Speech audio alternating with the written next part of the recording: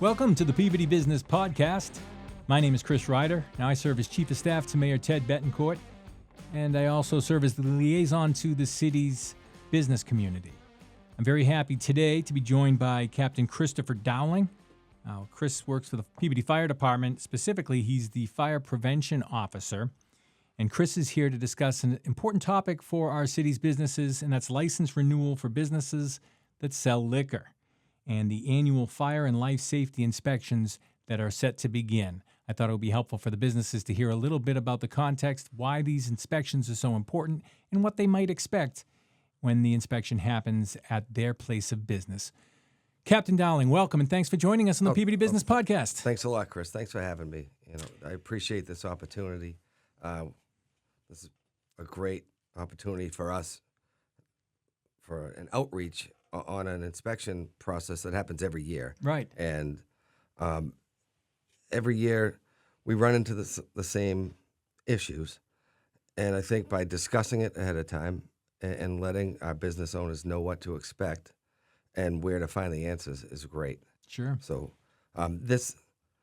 what we're heading into is the season for, they're technically called Chapter 304 inspections. Chapter 304 is a result of what tragically happened in the Station nightclub fire in West Warwick, Rhode Island on February 20th of 2003.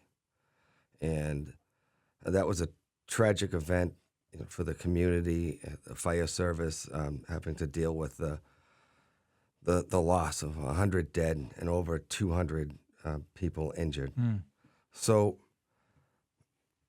there were sweeping changes across New England and specifically in Massachusetts to the fire and life safety code and the way we approached nightclubs, bars, discotheques, and any other assemblies that serve alcohol. Yeah.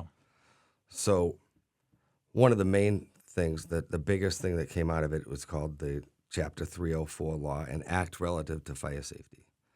A huge change for the businesses was that any establishment that had an occupancy capacity over 100 people and served alcohol were required to install an automatic sprinkler system. And that was a big change and was a shock to the business community because it is a big expense. Sure. But there was a 2-year compliance window, and that's right around the time I joined the fire prevention team. So this is how I started my inspectional services career with Chapter 304, a big change. And so there wasn't an appeals process, and there were some places that didn't have to comply with this law because it didn't pertain to them. Mm-hmm. But most of the alcohol-serving establishments with that type of occupancy limit, they had to comply. And it was a big endeavor for us to go through and retrofit, have these companies retrofit and explain the process and the permitting process, inspection, and then finally acceptance testing. But now, in Peabody and throughout Massachusetts, this is, because it's over 20 years now, it was that the act was promulgated in 2004, and now everyone knows what to expect. New businesses coming in that they're going to have to install a sprinkler system. But that's not the only change. There were other changes. It tightened up our enforcement capabilities. It gave us the capability of issuing citations with fines, holding people accountable for not adhering to the life safety codes. Mm-hmm.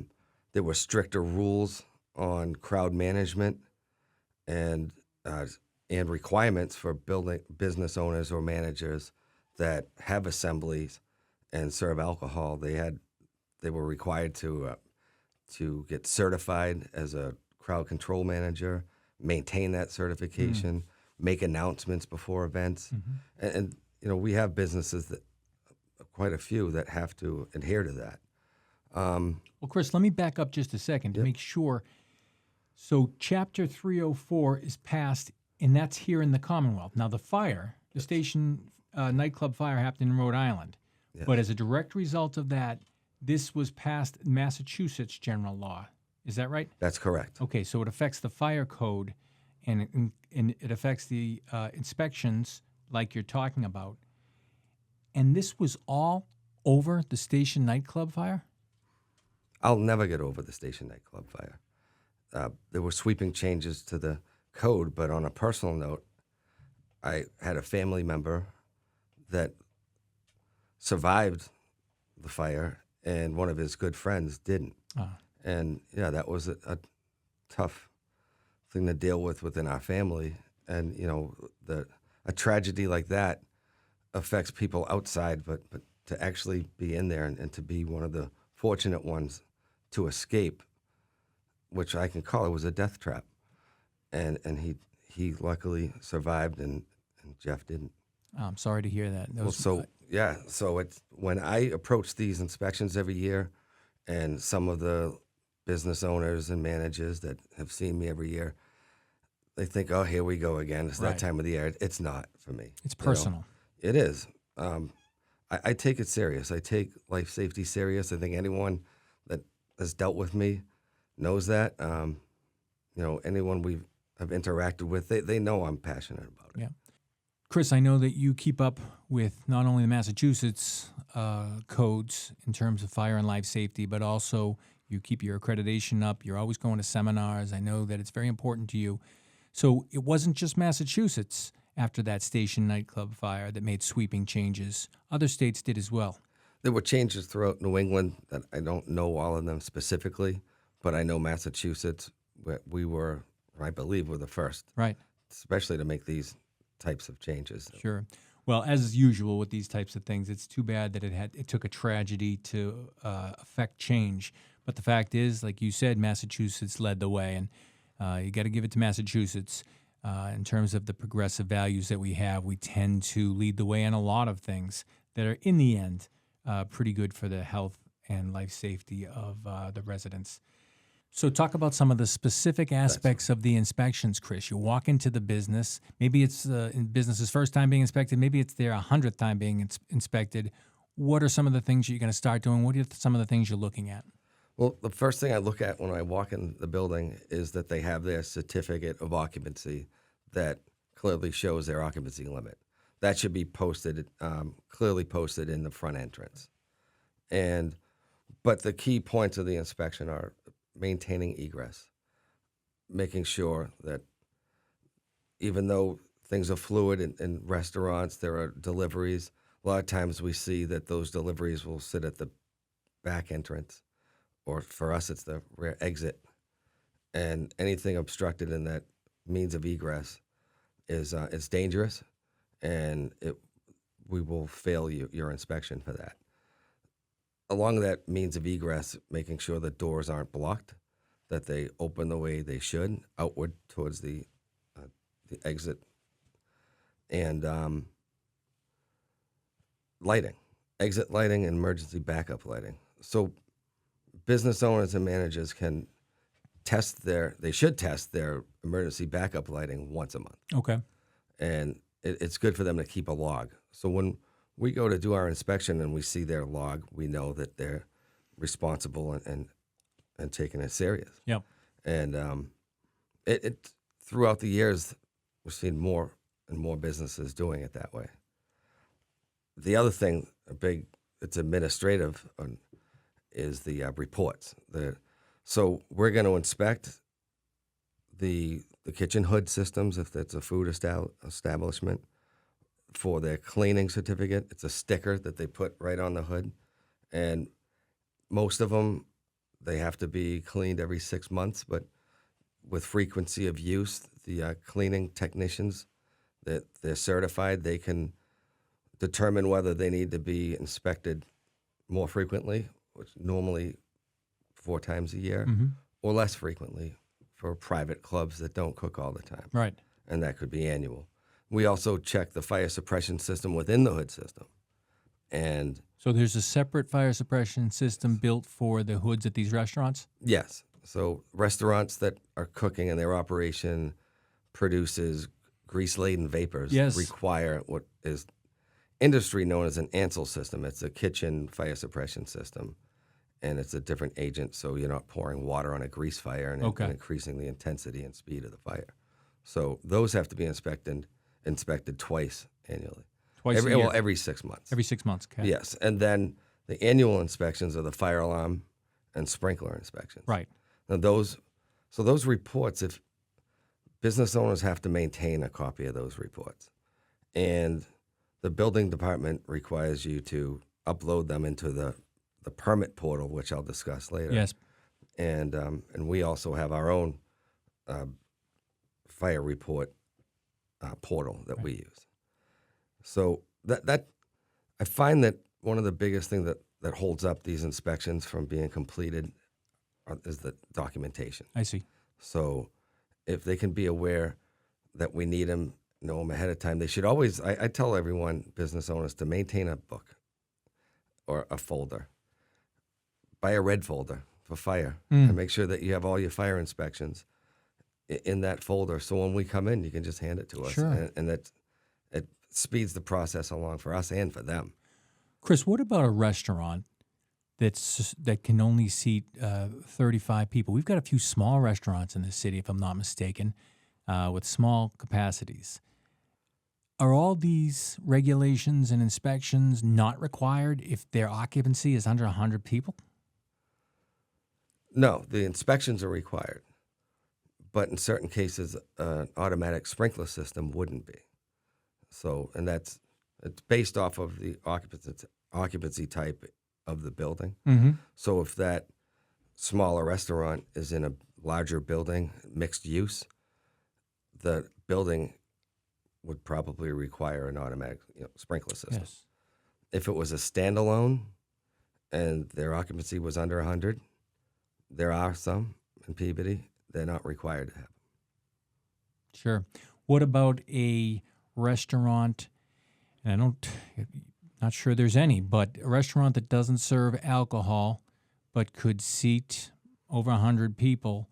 You get what I'm getting at here. Yeah. Are there loopholes that I'm not going to say that business owners would take advantage of, but that they would apply for and use so that they didn't have this inspection every year? If you don't meet the requirements of an act relative to fire safety, like the occupancy limit, you wouldn't be required. Okay. But most of the restaurants serve alcohol. Of course. And that alcohol, that liquor license is what requires in Peabody to have that renewed. They are required to have this inspection. Well, you talked about the common issue that usually holds up a liquor license, the inspections. Please talk about some of the things that people can do to make sure that if they fail an inspection, they can have a very quick turnaround time to get their occupancy back. Yeah, so our staff in fire prevention, they're very easy to work with. We have 3 senior clerks, Donna, Jennifer, and Alexandra. Our phone number is 978-531-2200. Always call our office, and if you know which inspector, there's 3 of us. There's me, I'm Captain Dowling. There's Lieutenant Steve Pellegrini and Inspector Mike Pellizzaro. If you want to ask for us specifically, because we did the initial inspection, we'd be happy to work with you anytime. It's easier that way. Sure. When they call the office, how far in advance should they schedule an inspection? Let's say you mentioned the deadline in November. Yes. How far in advance should they call the business, a new business, for instance, to say, hey, I'd like to get my inspection going. We're coming up towards opening. And what's a good time frame for business owners to keep in mind there? Well, seeing that we're at September 25th, I would tell everybody now, the building department, they sent out a letter already letting them know that the inspections will be coming. They are unannounced, right, unless you reach out to us and we will inspect it by appointment. So the having those documents I mentioned, the hood cleaning and the hood fire suppression, the fire alarm system, the sprinkler system if the building has one, the fire extinguishers are annually inspected. if you have all of those things and you're maintaining your egresses and housekeeping, call us. We'll come out as soon as you're available. Okay, so that's a good tip for business owners who may be watching. Captain Dowling and his team are going to come unexpectedly to do these inspections, and it may be at a time that's not convenient for you. You may be in the weeds at the restaurant. You may be dealing with a number of things. But if you call the office and you feel like you're ready to go, they'll tell you when they're going to come, and that can make it a little easier for you and a little more stress-free for the business owner. What happens if a restaurant or an establishment fails the inspection? What's the process there? Well, the process is simple. You fail for noncompliance. So whatever the issue was that you failed for, we'll discuss, how you can correct it. If it's a blocked egress that has to be corrected immediately anyways. But most of the failures end up being in the record keeping. Sure. And that part is, okay, well, we've done your physical inspection. We're just waiting on those documents. One of the things I see with the documents, the hood suppression system and the cleaning, those are directly the responsibility of the business owner, the restaurant owner. But sometimes they have a landlord in a bigger building. Well, I was going to ask about that. What's the role of the landlord here? Well, the landlord has to provide that information. But in some places, it happens where there's a disconnect between the business and the landlord. The landlord pays for those inspections right, and receives those reports. They don't go directly to the business owner. So we try also to reach out to them. So that actually brings me into the reason why we have a different portal for uploading reports. And this is important. It's a new thing for us, and it's great. And it really cuts the business owners out of trying to maintain and provide us with those documents. What we use is called the compliance engine. It's a third party that the vendors, so the people that are inspecting your life safety systems, are directly sending them to us. And we get them as soon as they're uploaded. We review them. If there are any deficiencies, we'll send the building or business owner the results of their inspection and tell them that, we need to correct something. But most of them come in full compliance. So now we already have the record. So this year, if your vendors are using the compliance engine like they should, because we've implemented this system a year ago, so we're still not 100% covered for all the buildings in the city. But if your vendors are, that takes out a step for you. It's going to make it so much easier for the business owners. Another good tip for the business owners out there to make things simpler from Captain Dowling. I want to talk, Chris, if I could, about the team approach to these inspections, fire and life safety inspections. Talk about working with the other departments within the city, everybody from the health inspector to the building department to the mayor's office. How does it all come together to service our business community here? We have new businesses opening up every day, it seems, on Main Street, on Route 1, 114. Why is Peabody looked at as such a business-friendly city? You and the other department heads must be doing something right. Talk about the team approach. Well, I appreciate you saying that, because I'm proud of that we work so closely with the health department and the building department on all issues. And it can come to some non-compliant issues for existing places, or we all work together, and there are health inspections for these restaurants that annual, and they are a requirement via liquor license. I'm just focusing on the fire and building stuff. But yeah, that's key, that partnership. And actually, I want to thank you for yours, because new businesses now, they know what to expect because of the information that you pass along to them. And not every situation's the same, and you've provided them with our contacts. So there are no surprises for new businesses coming in, where the communication is so much better. And I want to thank you for that. Well, thanks for saying that. And I think it's part of the team approach that we're taking. One of the reasons Business in Focus magazine recently spotlighted Peabody. Now, Business in Focus is one of the leading business-to-business publications in North America. There's over 250,000 readers, subscribers to that, and they came and they did a spotlight on Peabody. And one of the things they were very impressed with and very interested in focusing on was the business-friendly aspect of the city. Sure, downtown Peabody is revitalized from where it was 10 years ago, and there was nothing happening there. And we've always had a good mix of commercial use. But the team approach that we all take towards helping the business community, the word gets out. And there's another part of it that Business in Focus focused on, and that is construction review. Now, I know that you're a part of that. It's not you're not coordinating these meetings, but you're a big part of it. But the construction review process got high marks. Not every city and town offers a construction review, and for people who haven't heard of it, that's getting the departments, the various departments together to talk to a business owner, a developer who wants to come in, apply for a permit to build, apply for a special permit, but a permit to build in this case. They can get together prior to the actual process, prior to the public hearing, and get feedback from you, from the health inspector, from the health director, from the building commissioner and his team. That's invaluable before the process starts, because they're gonna hear from the builder, what are we concerned about? Well, here's what we're concerned about on fire safety. You need to have this kind of system, or we'd like to see you have this.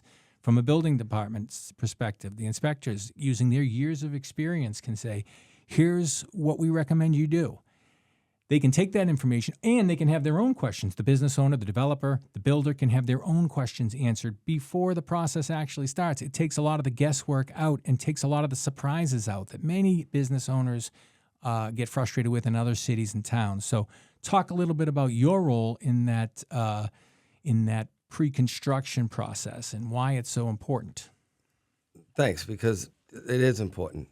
So, yeah, when a new development's going to be made normally, or other businesses that require special permits, there's a construction review meeting that we're involved with, but the teamwork, the team effort that we have with the fire department, the police departments there, the engineering, health, building, PMLP, we're all there to meet and greet the new, whoever is developing in Peabody, and they're applying to go through the permitting process. And like you really described it, they don't know always what to expect from us, and they have specific questions. It's a great time for us to talk about them at the beginning, before in the developmental phase of the construction. Right. It works great. Right. You know, I think I'd like to tell people there's a reason that Peabody has become the engine of economic growth on the North Shore, and there's many reasons. This is one of them. There's reasons that, we have great access to the highways. We have a great mix of commercial and residential. There's all kinds of reasons, but that construction review process, pre-construction, sometimes I call it, process, really stands out as why Peabody is looked at as so business-friendly. People know they're going to be able to get what they need here, the correct way to do things correctly, but they're going to be able to have their questions answered in advance. I can't speak highly enough of the job that you do and all our department heads do on that. Chris, before we wrap up, I just wanted to check in and see if there's anything else you can tell business owners in terms of getting ready for the inspections. You've done a great job of telling them what to expect in terms of the actual inspection, what they can do to help themselves in terms of having documentation. You can call your office and talk to some of the great team members you have to make sure that they know when you're coming. I mean, that's a great thing, because otherwise it will be a kind of surprise inspection. Anything else you can tell the business owners as we head into this period? Absolutely. So if you haven't already done so, through the city's website, the City of Peabody website, there is, on the top left, you'll see online permits.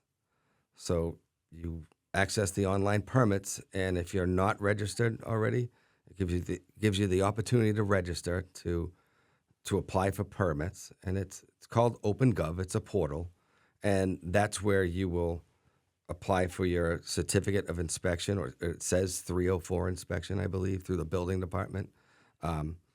Kelly from the building department said she's always willing to take phone calls and to help guide our business owners through the process if they haven't done it or if they still need help with anything. So once you sign up on that portal, it allows you to upload those reports if you have them yourself. And it starts the process. It lets us know that you're ready for us. Great. Yep. That's awesome. And I should also throw in a plug for the city's business website, peabodybusiness.com, which can walk you step by step through the process that Chris describes, all the permitting processes. It has all the contact information. A click of a button will get you to everybody's emails, answer your questions, from myself as business liaison to the building department, to the health department, to the fire, police department, all the departments you need to get your business going in Peabody, or if you're an existing business, to help you do even better. We're very proud of how well we're doing from an economic development standpoint in Peabody, Chris, and I just wanted to point out to you, your colleagues at the fire department, and all our department heads who help businesses every day. And thanks for joining me today. Thanks for having me. Thanks.